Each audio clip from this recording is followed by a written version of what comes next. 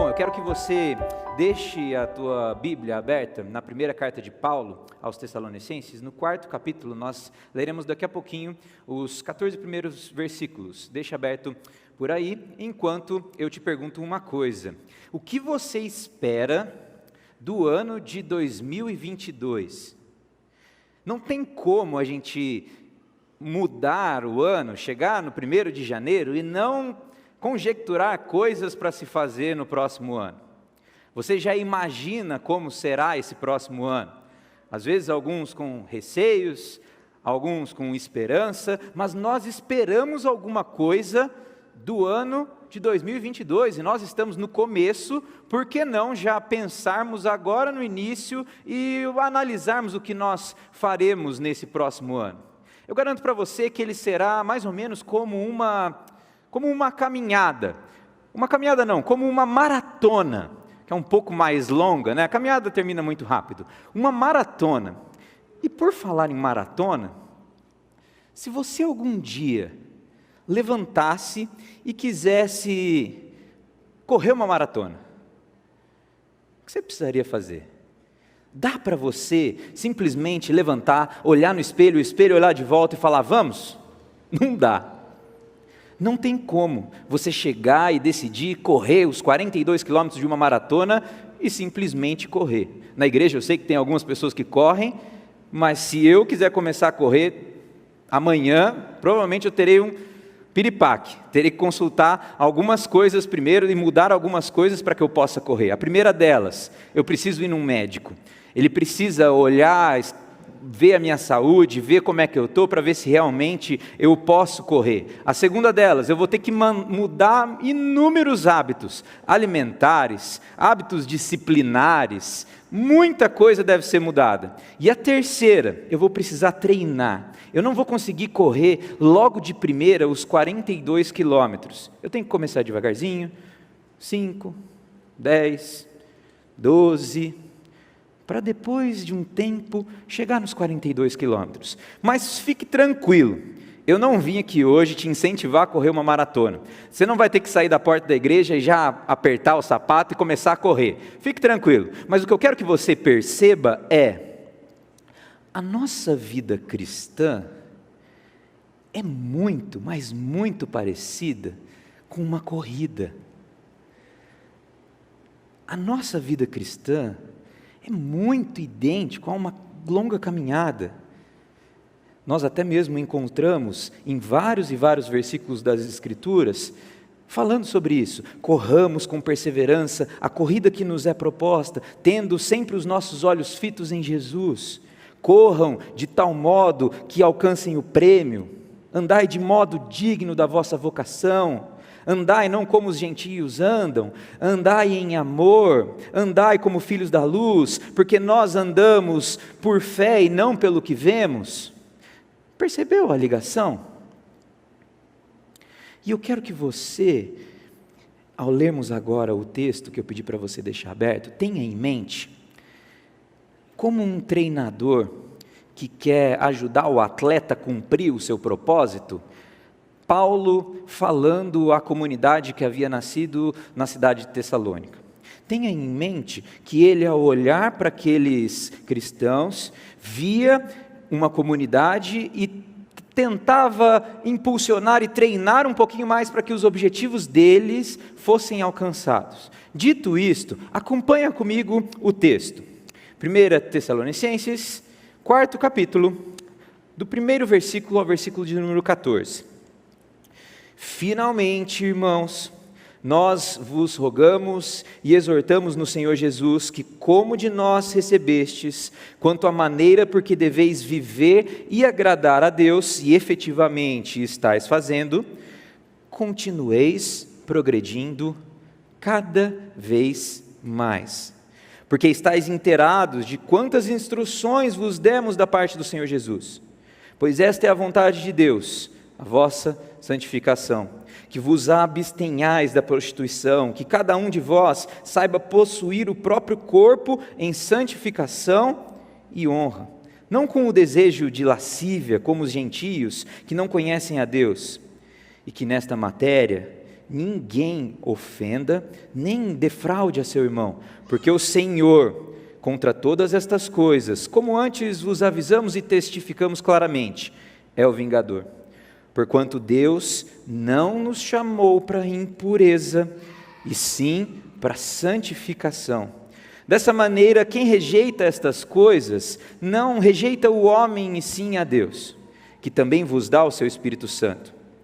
No tocante ao amor fraternal, não há necessidade de que eu vos escreva, porquanto vós mesmos estáis por Deus instruídos que deveis amar-vos uns aos outros. E na verdade estáis praticando isso mesmo para com todos os irmãos em toda a Macedônia. Contudo vos exortamos, irmãos, progridam cada vez mais, e a diligenciardes por viver tranquilamente, cuidar do que é vosso e trabalhar com as próprias mãos, como vos ordenamos, de modo que vos porteis com dignidade para com os de fora e de nada venhais a precisar. Não queremos, porém, irmãos, que sejais ignorantes com respeito aos que dormem, para não vos entristecerdes como os demais, que não têm esperança. Pois se cremos que Jesus morreu e ressuscitou, assim também Deus, mediante Jesus, trará em sua companhia os que dormem. Feche os seus olhos mais uma vez, eu quero orar com vocês. Deus, a tua palavra é riquíssima, ó Deus, e só de lermos o texto, nosso coração já é aquecido, ó Deus, para fazermos ainda mais, para sermos mais santos, para amarmos mais, para termos mais esperança, ó Deus. Que essa noite seja uma noite realmente de alegria e festa e regozijo, arrependimento, ó Deus, e mudança de vida. É no nome de Jesus que nós oramos, ó Deus, e rogamos as tuas imensas bênçãos, ó Pai. Amém. Para que você entenda, Tessalônica era uma cidade, estrategicamente falando, muito, mas muito interessante. Ela é uma cidade costeira, e se você pesquisar no Google hoje em dia como Salônica, você vai ver como é que era aquela cidade, onde ela estava localizada. E ela se localizava também não somente na parte costeira, o que faz ela ser algo muito interessante para os comerciantes, mas perto de uma rua, vamos dizer assim, de um caminho chamado de Via Ignácia, que ligava o Império Romano ao Bizantino, e isso fazia com que pessoas de diversas localidades fossem para aquela cidade. Com isso, ela experimentou um crescimento muito, mas muito grandioso. Crescimento populacional, crescimento de estrutura, crescimento cultural, crescimento político. Entretanto, uma coisa que essa cidade cresceu e que não deveria crescer, foi em relação ao pecado. Além de crescer em tudo isso, ela cresceu também no pecado. A vida sexual ali era uma balbúrdia. Sêneca, um filósofo que viveu naquele tempo, descreve que as mulheres casavam para se divorciar, e divorciavam para se casar. É uma loucura, né? Não é que a moralidade era pequena naquele lugar, mas ela simplesmente não existia, era um lamaçal.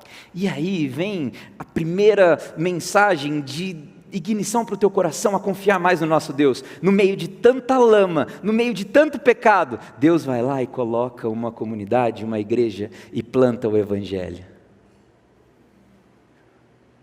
Que coisa linda para você começar o ano, entendendo que Deus é quem controla a história, e é Deus quem está no comando da tua vida. Que coisa linda. Ele coloca aquela igreja naquele meio da lama, e talvez uma das primeiras mensagens que você é chamado a pensar, do mesmo jeito que Deus coloca aquela igreja naquele lugar, para que eles fossem diferença, Deus chama a cada um de nós, a Igreja Presbiteriana Central de Limeira, para sermos sal e luz no meio da escuridão. A gente podia parar por aqui, né? Que coisa linda, como é que Deus faz, como é que Deus realiza a obra, e por aqui nós já somos alimentados pelo Espírito Santo de Deus, porque do mesmo jeito que Deus colocou aquela igreja lá, Ele coloca a nossa igreja hoje aqui em Limeira. Mas é interessante,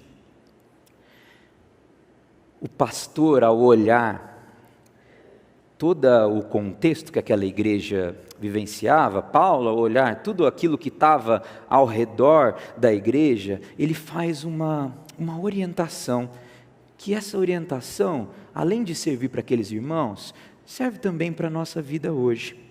Olha o que ele fala no versículo 1: finalmente, irmãos, nós vos rogamos e exortamos no Senhor Jesus, que como de nós recebestes, quanto à maneira porque deveis viver e agradar a Deus, e efetivamente estáis fazendo. Se você abrir no primeiro capítulo, você vai ver que eles receberam a mensagem do Evangelho na segunda viagem de Paulo, na segunda viagem missionária de Paulo, e eles entenderam tanto aquela mensagem que comentavam-se sobre aquela comunidade. As pessoas olhavam e viam Jesus naqueles homens. Eles se tornaram imitadores de Cristo Jesus. Eles se tornaram exemplos perante o Senhor. A palavra de Deus começava a se espalhar por causa da vida daqueles irmãos. Puxa, que comunidade, não, que igreja. Comentam como as pessoas ao redor da cidade comentavam como eles esperavam e aguardavam o retorno de Cristo Jesus. Puxa, não tem o que falar. É uma igreja impecável. Mas é aí que surge uma palavra que é traduzida por uma expressão na nossa Bíblia: cada vez mais. Continueis progredindo cada vez mais, o final do primeiro versículo. E essa é a palavra que eu quero que impulsione a tua vida, a você esquadrinhar a tua vida, e ao sair daqui, pensar sobre como você tem vivido e o que você pode fazer para dar um passo cada vez mais. Assim como um atleta se prepara, poxa, já estou correndo 5 quilômetros, ok, vou aumentar para 6 amanhã, cada vez mais, vou fazer um pouquinho mais. É um princípio muito, mas muito importante que nós enxergamos no texto, que a gente pode aplicar na nossa igreja hoje. Quando nós olhamos para a gente aqui, para a Igreja Presbiteriana Central de Limeira, às vezes a gente pode até cair no risco de pensar o seguinte: nós estamos bem. Olha, a gente tem reunião todo dia da semana, quase tem coisa. Todo dia da semana tem coisa para você fazer. Reunião de oração, criança, estudo bíblico, outra reunião na quinta, UPA na sexta, o MP no sábado, domingo de manhã e à noite estamos aqui, nós estamos bem. Cuidado, cuidado, cuidado. Nós podemos confiar um pouco na nossa força, podemos nos acomodar, e ao ver a quantidade de coisas que estamos fazendo, estamos bem, estamos tranquilos, nós já estamos vivendo realmente o Evangelho, tá bom. Só que não é assim, isso é perigosíssimo. E não só, se você olhar, não é só para a vida da igreja coletiva, mas para a tua vida individual, para você. Se você olhar o teu relacionamento com Deus, você tem como medir de como está. Só que corre um risco muito grande, se você é daqueles que olha para o céu e fala: Deus, é o Senhor aí, eu aqui na terra, hein? Estamos juntos. Cuidado, porque você pode caminhar um pouquinho mais, crescer cada vez mais, assim como Paulo nos impele. O nosso pensamento tem que ser como o de João Batista: convém que Cristo cresça e que a gente mesmo diminua.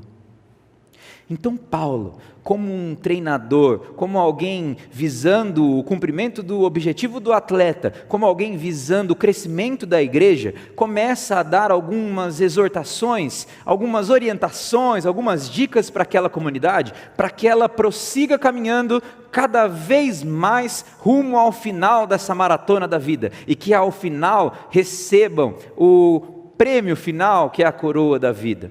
Preste atenção que durante esse mês nós vamos falar um pouco sobre comunhão. E nesse texto nós vemos uma comunhão entre os fiéis da igreja e Deus, mas entre os fiéis e os fiéis. Olha que interessante, logo no terceiro e quarto versículo, Paulo já nos mostra um ponto que nós devemos estar cuidadosos, prestando sempre atenção. Nós devemos andar cada vez mais em santidade, pois esta é a vontade de Deus, a vossa santificação, que vos abstenhais da prostituição, que cada um de vós saiba possuir o próprio corpo em santificação e honra. Lembra que a realidade em volta da igreja era realmente caótica, não existia pudor algum, a nudez era algo praticado em sua normalidade, a idolatria nem se fala, homossexualidade, os grandes imperadores, muitos dos grandes imperadores também a praticavam, ou seja, era daí para baixo. E no meio disso tudo, brotava os nossos irmãos, a comunidade da fé, do Evangelho de Cristo Jesus. E Paulo, como um treinador, que ama o seu treinado, o seu atleta, que ama a igreja de Cristo Jesus, sabe desses problemas e traz a orientação. Eles saíram daquela prática, mas estão ali no meio daquela prática.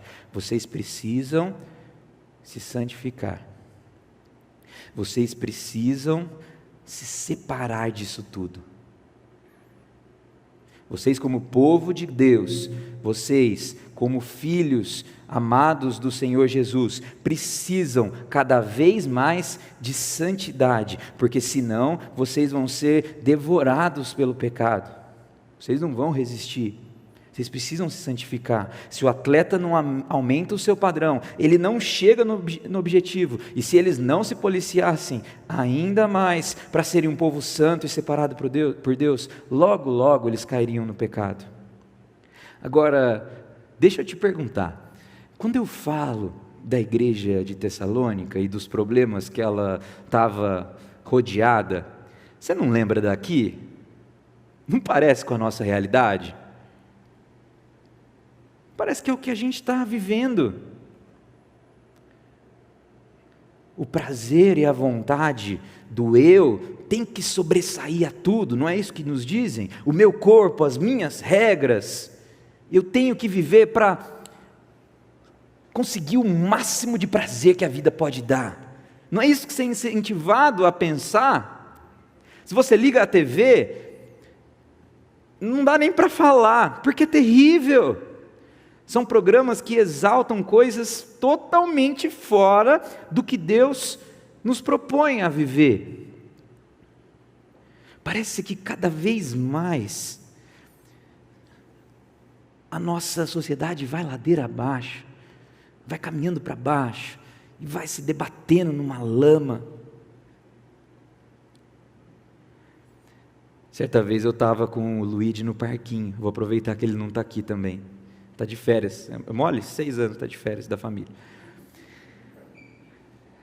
Ele tinha acho que 5, a gente estava num parquinho, brincando, e aí uma menininha chegou para mim. Ô tio, você é pai dele? Eu falei, sou.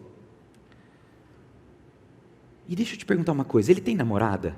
Eu já olhei assim, não, é porque se ele não tiver namorada, eu posso ser a namorada dele.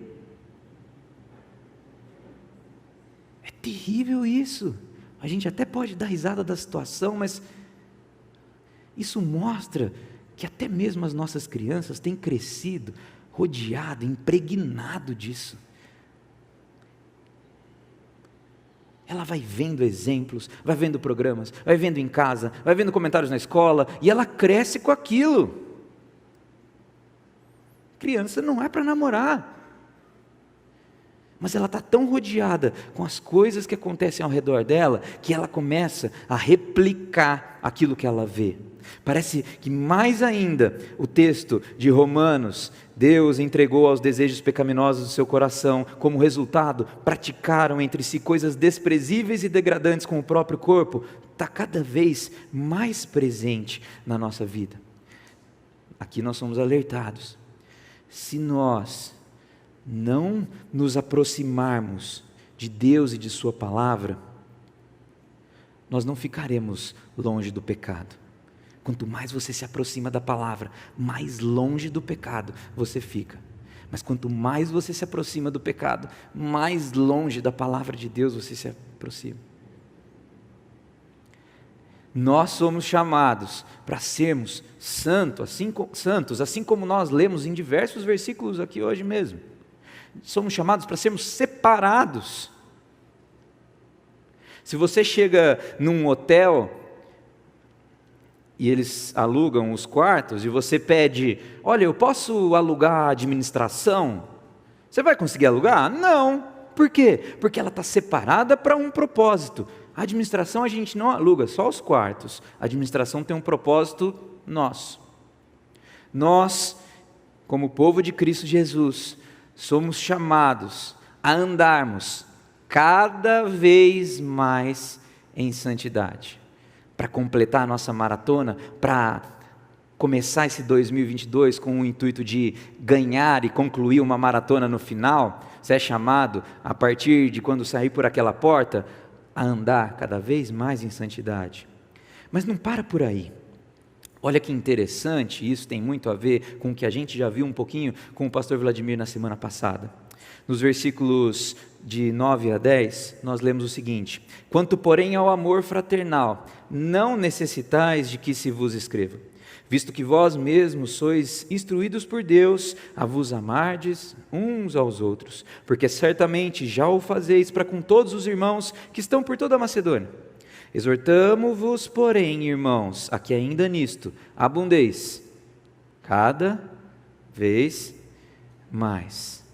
Paulo aqui está exortando aquela comunidade para que eles estejam cada vez mais unidos, que o amor cada vez mais cresça entre eles. Enquanto toda a sociedade dizia olho por olho, dente por dente, enquanto todos diziam, olha, você tem que considerar você acima do outro, pensa em você mesmo, olha, não fica olhando para aquele lá pensando que alguém está pensando em você não, vai você mesmo. Segue o seu caminho, não confia. Paulo segue o resumo que Jesus faz dos mandamentos, você já percebeu? Que coisa mais linda. Enquanto Jesus, ao resumir os mandamentos, coloca que nós devemos amar a Deus acima de todas as coisas, e esse ponto nós podemos voltar ao ponto da santidade, já que nós amamos realmente ao nosso Deus acima de tudo, somos separados e caminhamos longe do pecado. Mas no segundo ponto, que nós devemos amar ao próximo como a nós mesmos. E é exatamente isso que Paulo está fazendo aqui. Vocês precisam demonstrar amor entre vocês. Vocês precisam ter um amor fraterno entre vocês. E olha que bonito essa definição de amor fraterno. Amor fraterno, sentimento de carinho muito forte, de dedicação, de interesse pela figura do outro, podendo até em certos momentos levar o indivíduo a fazer grandes sacrifícios, que só seria capaz de fazer com ele mesmo. É considerar o próximo acima de você mesmo. É considerar o outro acima de você mesmo. Me ajudem a lembrar o texto de 1 João 3,16. Vamos lá no 3? 1, 2, 3. Pá! Tá errado! Vamos de novo. 1, 2, 3. Parou, né? O texto de João 3,16 realmente é muito, mas muito importante para o nosso coração e para a nossa mente, porque nele nós vemos realmente a graça do nosso bondoso Deus, ao enviar Cristo Jesus para morrer por aqueles em que Ele havia eleito. Mas nós deixamos às vezes de lado o texto da primeira epístola de João, no 3º capítulo e versículo 16. Nisto nós conhecemos o amor, que Cristo deu a sua vida por nós e devemos dar a nossa vida pelos irmãos. E o texto, ele não para por aí. Ora, aquele que possui recursos deste mundo e vir a seu irmão padecer necessidade e fechar-lhe o coração, como pode permanecer nele o amor de Deus? Filhinhos, não amemos de palavra, nem de língua, mas de fato e de verdade. Percebe? Você é chamado para amar essa pessoa que está do teu lado, e às vezes é difícil. Tem uns carrancudos. Você olha para o lado. Bom dia.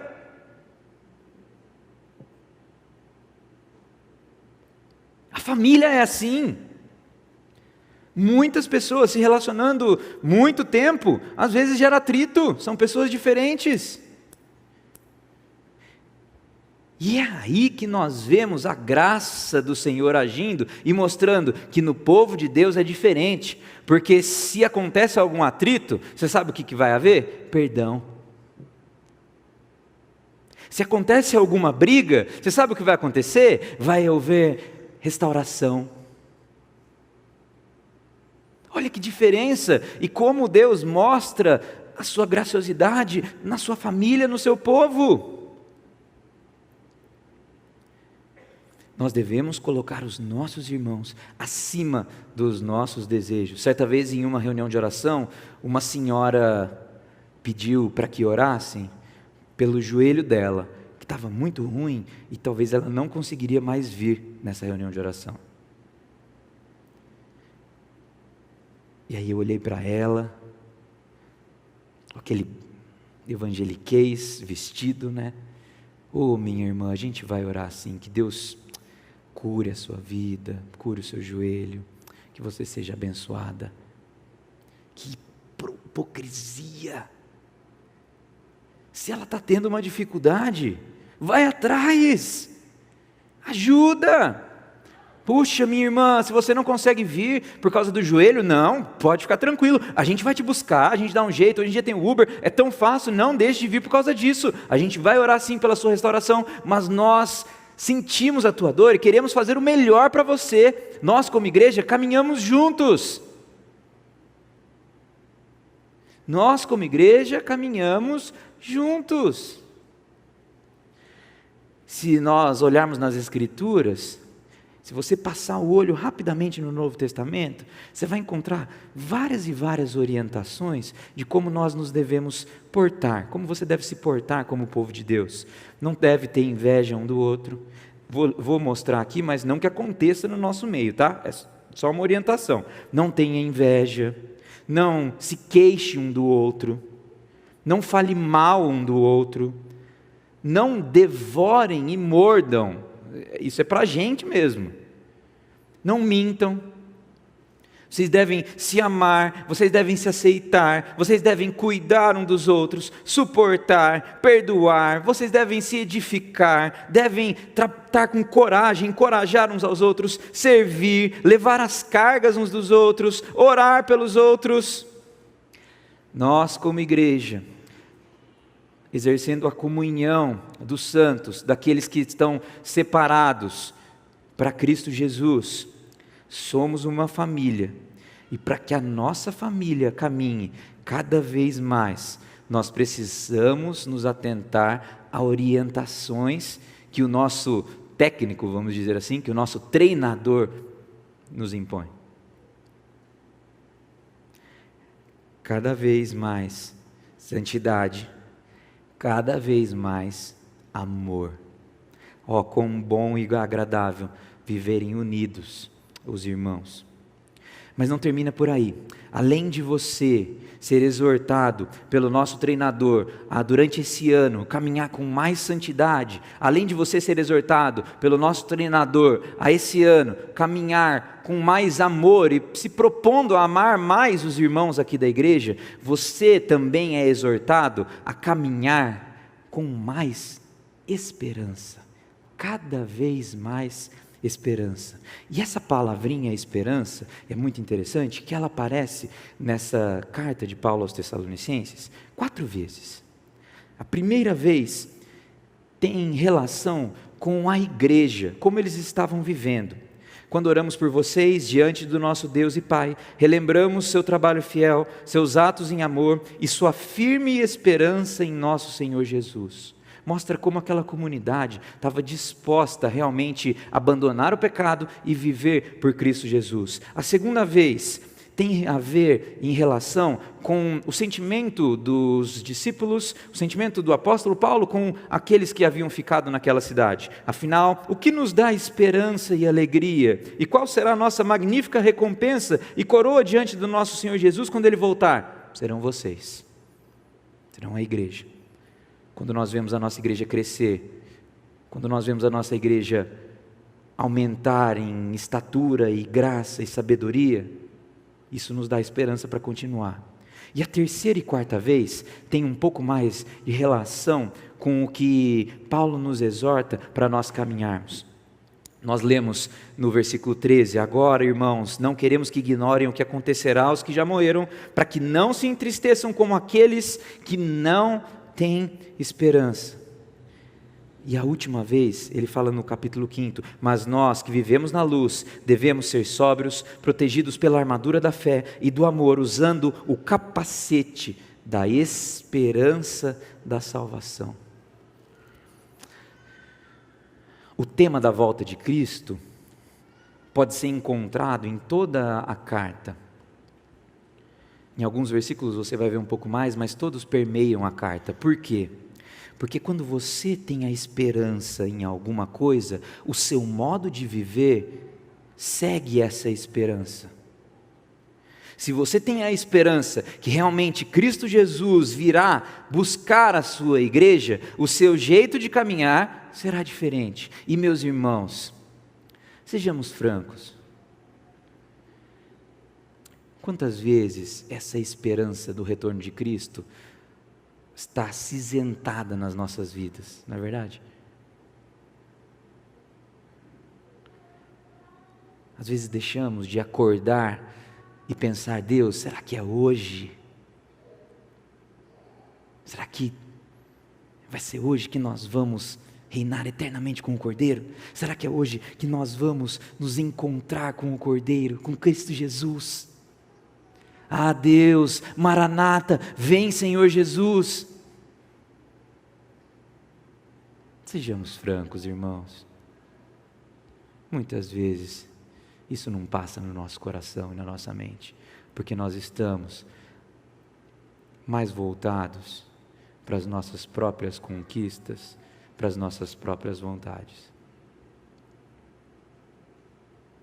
Paulo orienta aqueles irmãos a focarem na esperança correta, cada vez mais, de que Jesus Cristo voltaria, de que Jesus Cristo arrebataria sua igreja. Ele sabia que a igreja enfrentaria perseguições, mas através da esperança, qualquer tipo de luta, qualquer tipo de barreira que fosse encontrada, seria ultrapassada. E é assim que funciona na nossa vida. Quando os nossos olhos estão fitos em Jesus, pode vir qualquer coisa, é doença, é desespero emocional, é tristeza, é luta financeira, pode vir qualquer coisa, porque as nossas esperanças não estão apenas nas coisas desta terra, mas nas futuras, no céu em que há de vir. Essa esperança é que nós vemos em vários e vários homens na história. A esperança falando mais alto. Quando Estevão foi apedrejado, a esperança falou mais alto. Quando a gente olha alguns reformadores e homens que foram usados na história para combater várias e várias heresias, quando olhamos John Hus, ao ser queimado vivo, a esperança falou mais alto. Quando nós olhamos para Savonarola, ao ser enforcado e queimado, a esperança falou mais alto. Quando olhamos mais um teólogo, Bonhoeffer, quando foi enforcado aos 30 anos, a esperança falou mais alto, a fim de que a última de suas frases, uma das últimas de suas frases foi: para mim, isto é o fim, mas também o início. Porque nós sabemos que viveremos eternamente com o Cordeiro. Quando Cristo foi crucificado, a esperança falou mais alto. cada vez mais santidade, cada vez mais amor ao próximo, cada vez mais esperança. Esse ano de 2022, eu posso te afirmar uma coisa: ele vai ser uma bênção, se você caminhar de joelhos